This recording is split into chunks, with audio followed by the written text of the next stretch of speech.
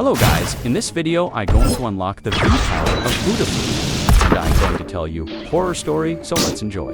The Last Harvest. In a forgotten village, shadows lingered longer than they should, and whispers of a curse filled the air. The Harvester, a malevolent spirit, was said to claim the souls of those who disturbed the earth after sunset, desperate to save his starving family. Farmer Eli ignored the warning one fateful evening. His crops had withered, he could bear no more. Gripping a rusty hoe, he ventured into the fields as the twilight cloaked the land. Each strike of the hoe echoed like a death knell, unsettling the silence around him. Suddenly, Eli's tool struck something hard.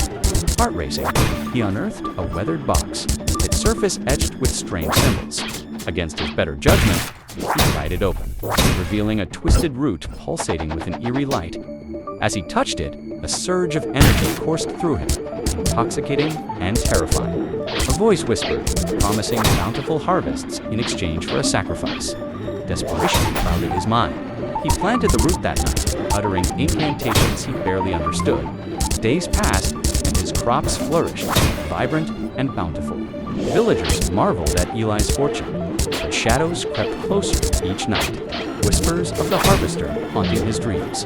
One night, consumed by dread, Eli ventured into the fields, lantern in hand, determined to confront the spirit. As he neared the spot where he planted the root, the ground trembled.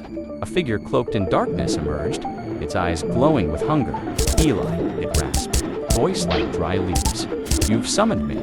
Panic surged through him. I wanted to save my family, he pleaded. To gain, you must give, the harvester replied, leaning closer, its breath a foul wind. Before Eli could react, the ground split open, revealing writhing tendrils that coiled around his legs, dragging him into the earth. He screamed as darkness swallowed him. Days turned to weeks, and Eli's family noticed the fields thriving, but felt an ominous chill. One by one, they vanished, drawn into the fields at night, never to return. The village fell silent, reduced to whispers of the harvester's curse.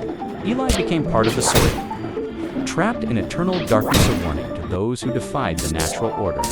The land, now cursed, awaited its next victim. The harvester was always hungry. The video is not finished, so I'm going to tell you a funny story. Once upon a time in a small town, there lived a man named Bob who had an unusual obsession with collecting socks. Not just any socks. He sought out the weirdest, most colorful pairs imaginable. His collection grew until he had a room dedicated to these bizarre socks, complete with a sign, Socktopia. One day, Bob decided to host a sock party, inviting his friends to showcase their own funky socks. He was convinced it would be the social event of the year. As the day approached, he grew increasingly excited, dreaming of sock-themed games, a sock fashion show, and even a sock-off dance competition. The day of the party arrived, and Bob's house was a whirlwind of colors. Guests began to arrive, each sporting their own peculiar pairs. There were polka dots, stripes, and even socks, with cats playing the guitar. Bob, dressed in his prized neon green socks, adorned the windows, welcomed everyone with enthusiasm. As the night progressed, they played pin the socks on the laundry basket, and Bob demonstrated his ultimate dance move, the sock shuffle. Laughter filled the room as friends tried to outdo each other with their sock-themed dance moves. Just when things couldn't get more ridiculous, Bob announced the sock fashion show. Everyone strutted their stuff, showcasing their unique sock styles. However, midway through the show, Bob noticed his prized flamingo socks were missing. Panic ensued as everyone began searching the house, overturning furniture and even checking the fridge, where a pair of pickle socks had somehow ended up. As they searched, Bob's dog, Mr. Whiskers, emerged from under the couch, triumphantly wearing the flamingo socks on his paws. The room erupted in laughter as Bob's face turned beet red. Mr. Whiskers. Those were my favorites. To settle the situation, Bob decided to let Mr. Whiskers be the honorary judge of the sock fashion show. The guests cheered as the dog wagged his tail, the sock with the most glitter as the winner. Bob realized that the best part of the night wasn't just the socks, but the joy and laughter shared with friends. From that day on, every party would include Mr. Whiskers as the official sock judge, proving that sometimes the funniest moments come from unexpected places, like a dog in flamingo socks.